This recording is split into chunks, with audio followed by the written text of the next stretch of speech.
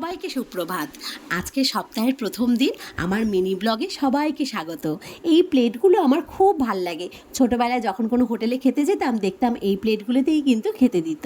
কিন্তু এখন তো হোটেলগুলোও মডার্ন হয়ে গেছে আর তার সাথে তার প্লেটগুলোও মডার্ন হয়ে গেছে, তার জন্য এই প্লেটগুলো কিন্তু আর দেখতে পাওয়া যায় না।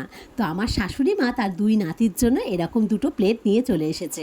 তো ছোটোবেলার কথা মনে পড়ে গেল। তো আজকে ভাবলাম যে হোটেলের মতোই আজকে আমি বাড়িতেই হচ্ছে এই প্লেটগুলোতে থালিটা সাজিয়ে নিই। প্রথমেই দেখো নিয়ে নিয়েছি ভাত, আর তার সাথে নিয়ে নিয়েছি হচ্ছে আমাদের বাড়ির গাছের নিমপাতা, কচি কচি নিমপাতা হয়েছে, সেইগুলো ভেজে আলু ভাতের সাথে মেখেছি। তারপরে দেখো নিয়ে নিয়েছি হচ্ছে লাল শাক ভাজা বড়ি দিয়ে। এরপরে দেখো নিয়ে নিয়েছি পাবদা মাছ। পাবদা মাছটা আজকে আমি টমেটো আর বড়ি দিয়ে ঝাল ঝাল করেছি, খেতে কিন্তু বেশ ভালো হয়েছিল। তারপরে দেখো নিয়ে নিয়েছি হচ্ছে মুসুর ডাল। মুসুর ডালে আমি আজকে ধনেপাতা দিতে ভুলে গেছি। আমার কর্তামশাই কিন্তু মুসুর ডালে ধনেপাতা দিলে খুব খুশি হয়। তো এরপরে দেখো নিয়ে নিয়েছি হচ্ছে ডিমের কারি, আর হচ্ছে আরেকটা স্পেশাল আইটেম যেটা আমার খেতে খুবই ভালো লেগেছিল, সেটা হচ্ছে লাউ শাক, কুমড়ো আলু বেগুন দিয়ে চচ্চড়ি, যেটা হচ্ছে তো একটু সর্ষে বাটা দিয়েই করেছিলাম। খেতে কিন্তু দারুণ হয়েছিল। এই হচ্ছে আমার কমপ্লিট থালি।